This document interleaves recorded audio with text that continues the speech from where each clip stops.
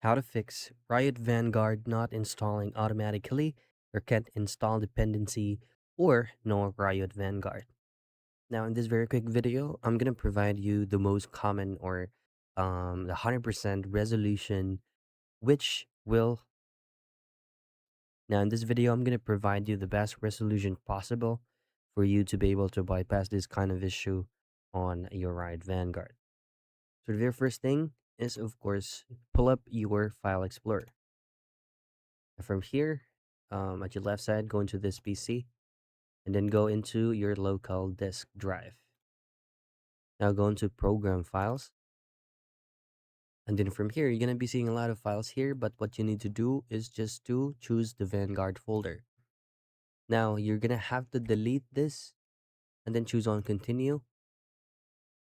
And once you've successfully deleted that, here's another thing that you can do.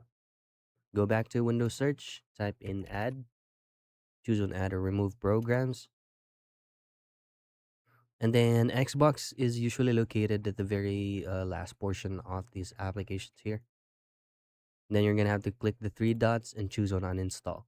Now, this is the only way for you to be able to fix this. You're going to have to reinstall Xbox and then launch the game so that the Vanguard will automatically resume installation.